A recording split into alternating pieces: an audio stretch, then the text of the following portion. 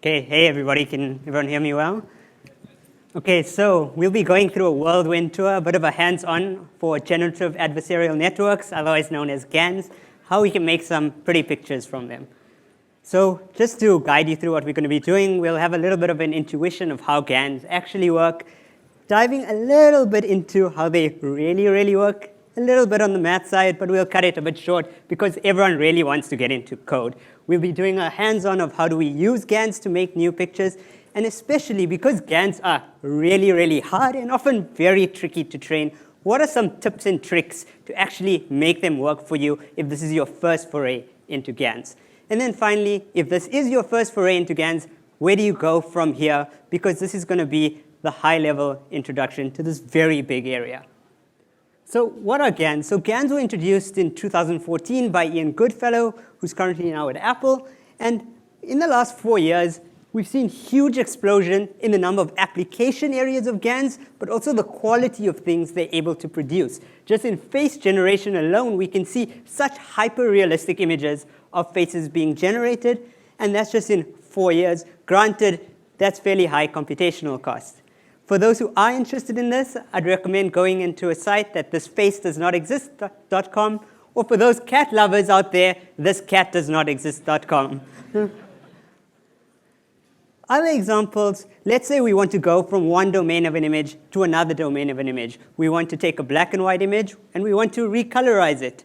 We want to actually take an image that was taken in the day and make it look like it was taken at night. Or we just want to draw an outline of a handbag and maybe produce an output. That's something that we can now do.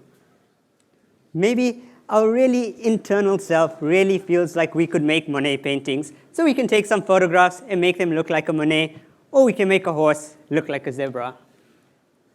This is the one I find most fascinating, is given a textual description of an image, we can now start generating actual images just from the textual description, and you can think of the possibilities of that. And finally, this talk wouldn't be here without deepfakes. Maybe you just love putting Nicolas Cage on everything. That's just your thing. But we have to acknowledge, with deepfakes, the obvious things like political implications that we can have from this and the possible harmful usage of this technology. However, we must note that GANs aren't only used for images. They can be used for all sorts of data, whether it be generating new voices, whether it be images, or whether it be music. Any sorts of data, you can decide, but we'll get into that. So what are generative adversarial networks, and what are these things that make all of these cool things super possible? And the goal of a GAN is fundamentally, how do we generate new data that was never ever seen before? And to break it down, what does GAN actually mean? By generative, we mean we're going to be learning some sort of generative model. Adversarial, that this model was trained in an adversarial setting. And finally, we'll use deep neural networks to actually do this.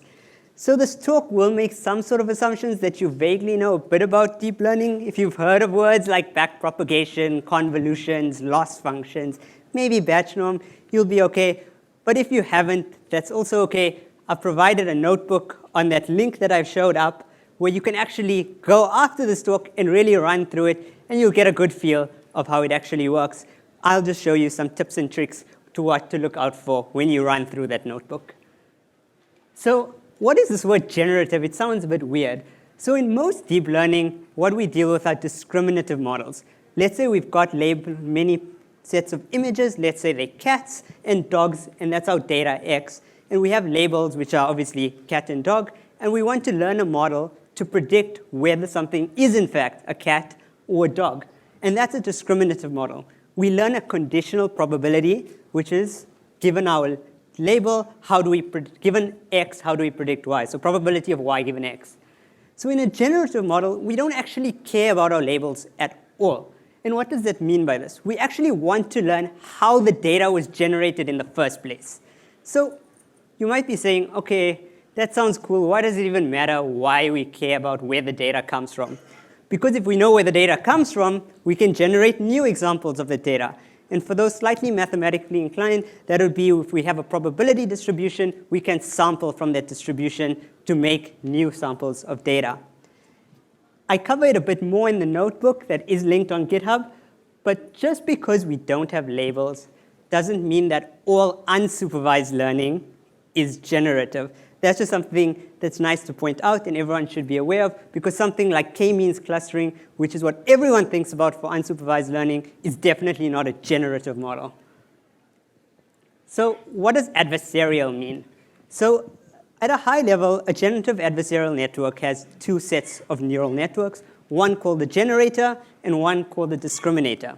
So the goal of the generator is to produce new data that's never been seen before, and the goal of the discriminator is to decide whether this data was in fact real or was it fake and made up. And so before I got into this whole area of computer vision and data science, maybe I thought I could actually make a bit of money, and why would I need to work if I can just fake a Mona Lisa? So I decided, let me give painting a go. I make a painting and I show it to an art evaluator, and he can obviously in the beginning tell me that this is pretty fake. But he gives me some feedback of what a real Mona Lisa really should look like. And by the next time, I get slightly better. But it's still pretty fake. And the evaluator, who's the discriminator network, can actually give me feedback on what am I doing wrong. And after I do this many, many, many times, I kind of get pretty good that he can't actually tell the difference between the real thing that I've just made and the fake and the real image of the Mona Lisa itself. And that's a high-level intuition of what a generative adversarial network is doing. It's these two networks which are dueling against each other, one trying, the generator trying to fool the discriminator, and the discriminator trying not to be fooled itself. And that's how the network gets better and better at making such hyper-realistic images. So how do they actually work? Like, what are in these little black boxes of generator and discriminator? So we'll be using something called the Deep Convolutional GAN, or DC GAN. You can go there. I've linked it. It's to a nice little post about it. So the first thing is the generator. Like, how do we actually go about producing these images? We basically almost start from nothing. Well, not absolutely nothing, just a little bit of noise. And what we do is we pass it through a neural network to produce an image. For those who do know convolutional neural networks, you might say this is the wrong way around. Everything's just opposite to each other. Well, not entirely, because we use something called transpose convolutions. For those who have dabbled in imaging, if you can think of upsampling, it's something very similar to that. But instead of just pure upsampling, we use a kernel which we learn through training to actually do that upsampling to generate a new image. And at the output, that's where we generate that cool, pretty picture. The discriminator, on the other hand, is just a normal convolutional neural network. It takes in our image with a goal of deciding whether something is real, and we give it a label 1, or if it's fake, and we give it a label 0. So this will be the only slide that is a bit mathy and ugly looking, but we'll go through it very quickly, and I'll leave it here just for more people if you want to dig into it a bit later. So the fundamental thing in all deep learning and neural network training is defining a loss function. And this loss function is, what are we doing to actually allow the network to train? So in a generative adversarial network, we use something called a mini-max loss function. And that's defined by that equation. And what do I mean by that? The generator tries to minimize the reward that our discriminator gets by fooling it. And our discriminator tries to maximize its own rewards by never actually being fooled ever, by correctly predicting if something is real and something is fake. That's a very ugly equation that is there. I won't dive too much into it. And I've shown on the slide things that people can dig into afterwards, because I don't think this is the ultimate purpose of the talk. But for those interested, they can go in and look in what this loss function actually means and how we use it, and what are some fundamental problems that we have with this loss function for more advanced applications. But I think this is what everyone actually really wants to do, is how do we actually build these things? How do we actually train something? And you can follow along on GitHub on that link. And there's a self-contained tutorial notebook which links to Google Colab. You can run a free GPU there, and it's very cool. What are we actually going to be generating? And it's those pictures which come from Fashion MNIST. So you might be saying, well, you showed me all of these hyper-realistic faces in the beginning of this presentation. Why aren't we just doing that? And while those are pretty cool, they do take a lot of GPU power, and they might take you a really long time to train, maybe a couple of hours. So I thought it's probably just a bit better have something that you can actually run and will give you outputs in 5 minutes, just to give you a head start. So the first thing, let's assume we've loaded in our data, we've loaded in fashion MNIST. This is the total necessary evil of any deep learning system is we need to pre-process our data, get it in a nice format, whether it be appending another axis because we've got 2 dimensions, but we'll put 3 dimensions on it in case we want to ever use color images. We want to make sure we have floats, and we want to center our data between -1 and 1. And what does that mean is we just zero center the data with a unit variance because it makes our network train a bit better at a high level. So the next couple of slides are more just setup of the actual network structures. And for those who are interested, they can go in and look at the code. What I want to point out is what are the tips and tricks that really make this work, and I'll be highlighting that so you know that it is a tip and trick that really will help you make new images.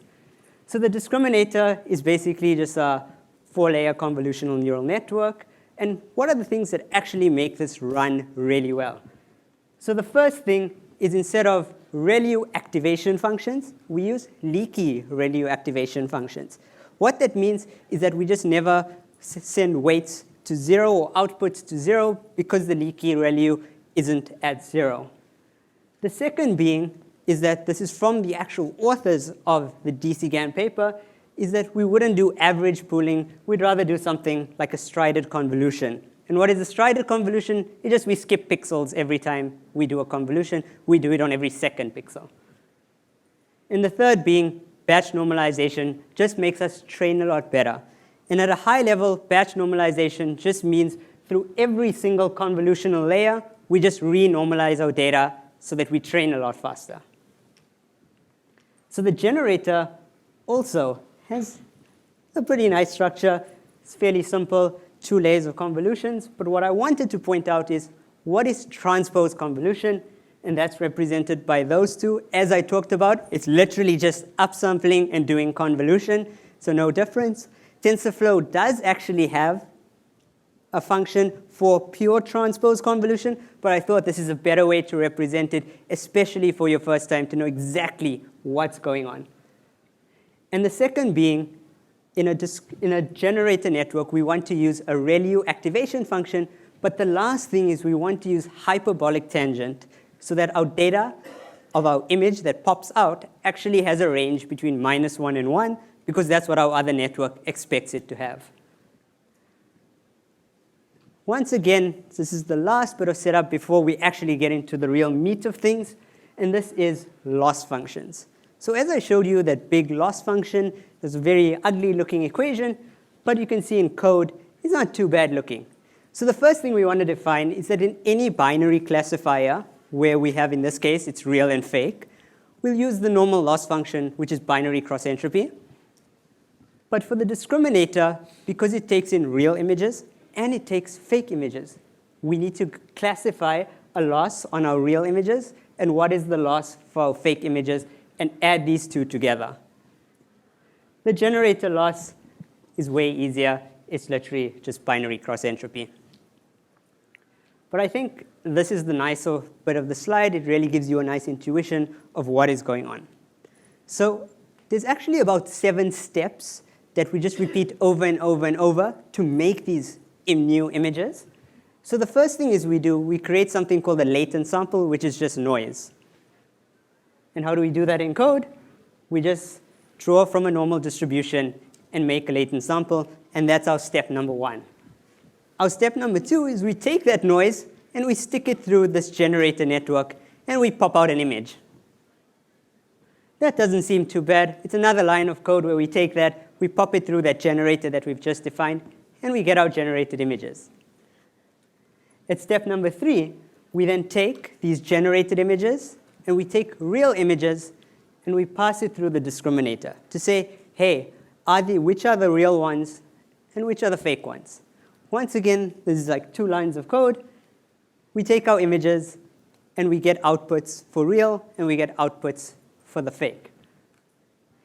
Then, like any neural network, we then want to calculate our loss, which is basically at a high level, what mistakes have we kind of made, and how should we update our network to not make those same mistakes ever again. So that there means we just compute our loss, and that's passing it through those functions that we generate that I showed you a bit before. Once we've calculated our loss, remember we're doing this for mini batches, so for small amounts of data, and we then calculate a mean for every set of data that we've generated. Once we do that, something called backprop happens. So what do is we update the weights on our discriminator, and then you might say, OK, wait a minute. The output of the discriminator is just going straight into the generator. So what that means is that the discriminator is effectively the loss for the generator.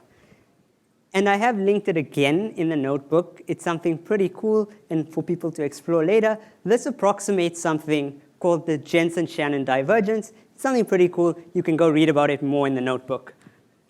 And then we use that to update our generator. So both are slightly getting better and better and better at every iteration. The generator is getting better at making images, and the discriminator is getting better at not being fooled over and over.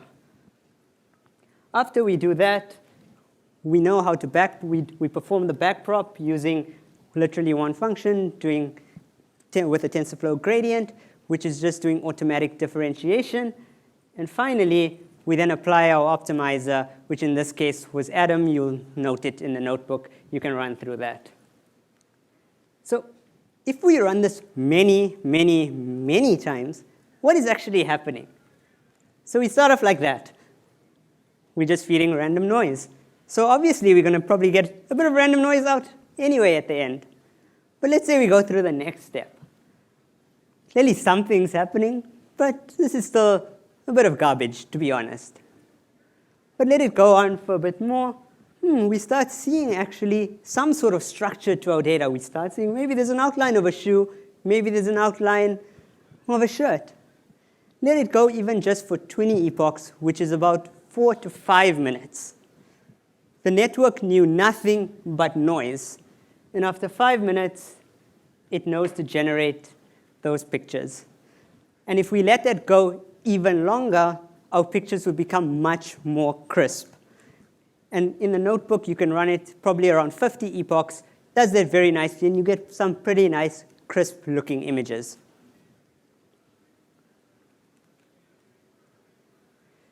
So this is probably the most high-level vanilla introduction to GANs. They don't train such good things because there are some specific, very deep problems that we need to address if we really want to make this work. But if you say, OK, it's fine. I know vaguely how they work. I just want to use these things. That's where we'll go to some fun examples. So what are the deeper problems that this basic GAN is not addressing, and why can't we apply it just for everything off the bat? So the first thing is sometimes these things just don't converge because our discriminator might be pretty good. It might be able to figure out if something's real or fake. And the solution to that is you just add a bit of noise to it, confuse it a bit. I've linked to an article there which explains it nicely to you. The second might be something called a vanishing gradient. What this means is that our discriminator is also really, really good, which means when we perform that backpropagation step to update the weights, we're not actually updating anything because it is actually really, really good already. And so we have no gradient flow into our generator. So it's basically stuck, you can say, in a local optima. So we have an issue with this. So we can use something called the Wasserstein loss. And it sounds really hectic. But if you go look at that link, you'll see the equation is way, way nicer than the one I showed on that slide of loss functions. So it's something worth definitely checking out. Finally, something called mode collapse. So we would want to create many different instances of new data. If we just created pictures of shoes, nobody would be really happy by that. But that's the problem with mode collapse. The network can start learning to produce only certain types of examples over and over and over, no matter what we do. And this happens because we get stuck in a local optima. and the network decides this is a good way to exploit it because it's being really successful at not being detected as being real or fake. And that's something called mode collapse and can be once again alleviated by something called a Wasserstein loss, which is probably the easiest way, or something called unrolled GAN. And you can go check out the links for it over there. And finally, let's say you're like, OK, this sounds cool, but I don't have GPU power. I don't want to sign up for AWS and pay for GPU power. And I don't want to spend 4 hours or a day training this hyper-realistic GAN, because to be honest, nobody got time for that. But that's why the open source community is really, really nice, because many other people have spent their Amazon credits and built many, many GANs for you for many, many different applications. And you can go check out this Git repository, and all that it will do is you'll be able to download that generator network and have it by itself, and pop out new examples from the generator and pretend we didn't even care that this discriminator network even existed in the first place. So it's nice that you know how they work, but we rather let somebody else do a lot of the hard work and heavy lifting for us. If we really want to do face aging, which many of these applications are doing right now, which has been very popular, whether we want to generate text to image or whether we want to do image to image translation, please, I highly recommend going to check out this Git repository. It's really good. I did want to leave some time for questions, so please feel free.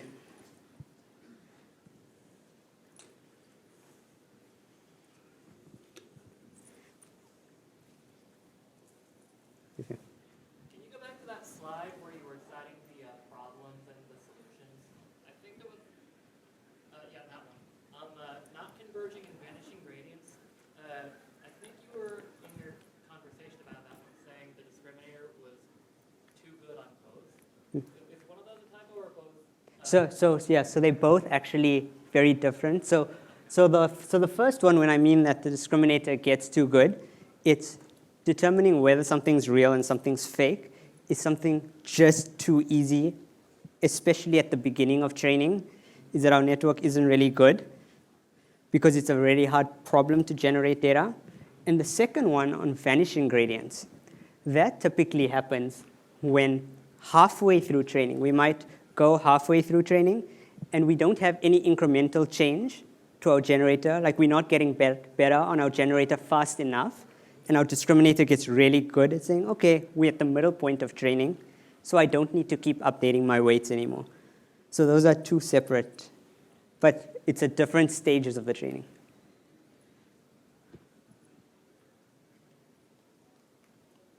Oh, sorry. Yeah. On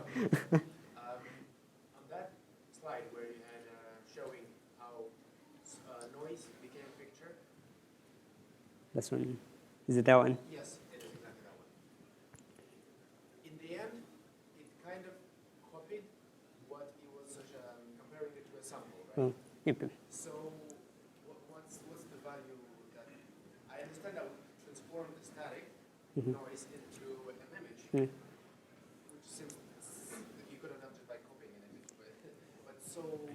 What's next for this specific example? OK, so in this specific example, because the data itself is quite simplistic, we won't be noticing it as much.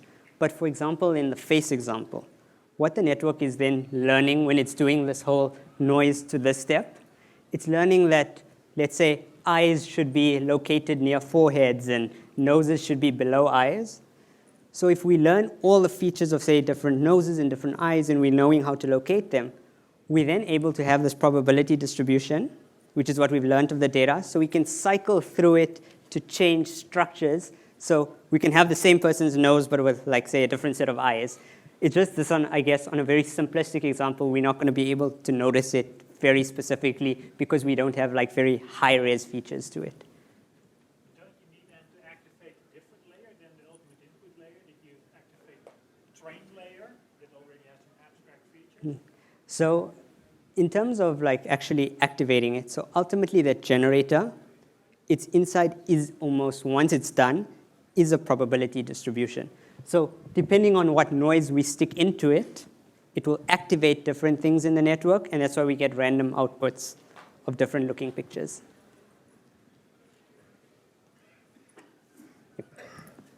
How do you begin to define, I guess, what the ground truth is for the discriminator?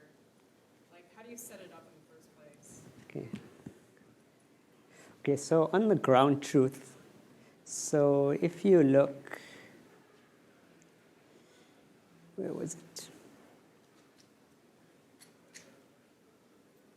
I think it was actually here. So it's over here. So when we say these are actual real images, we say we create a vector of ones, and we say all of these images that are coming in now are the real images. And we put a vector of zeros, and we say all of these images that are coming in now are fake. And then that gives it the ground truth. So we first feed in real, and then we feed in the fake.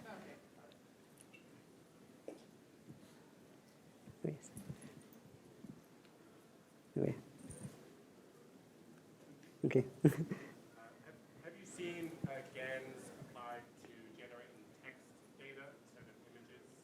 So there has actually been, I probably didn't link it, but there has been originally, even Ian Goodfellow, someone even asked on Reddit, and he replied in 2014 that can it be used to generate new text? And he said no.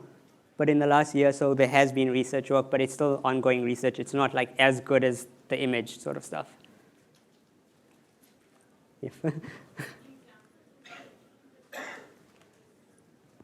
Sorry?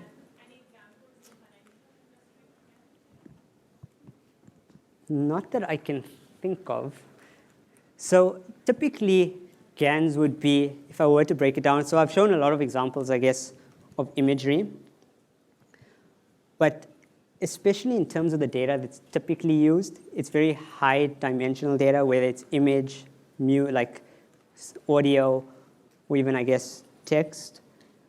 But additionally, I guess, in the finance industry, the issue would be is that you almost, because a GAN is hallucinating data that actually doesn't exist, I would wonder the applicability of hallucinating data in finance.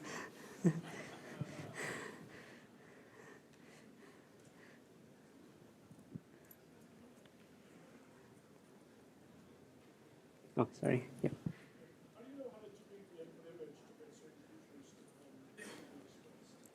So if it was more high dimensional, how you'd tweak it is actually by changing how we generate this latent sample here. So currently, it's actually just drawn from a Gaussian distribution. But if we tweak those parameters of what noise we feed in, we can then start learning of what set of the noise activates what in the network to generate what set of features. So it's basically you just tweak what you feed into the generator.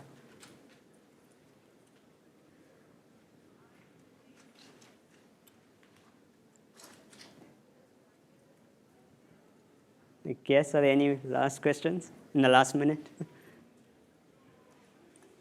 But if not, please feel free to go find, it's a full notebook, link to Google Colab here, as well as the slides at this link here. It takes you to GitHub, and it's way more detailed, and you can actually run through it. It shows you what sort of parameters to tweak, and you can see how outputs change based on that. So I'd highly recommend it, because with anything in code, seeing it on a screen and playing with it in real life make a big difference.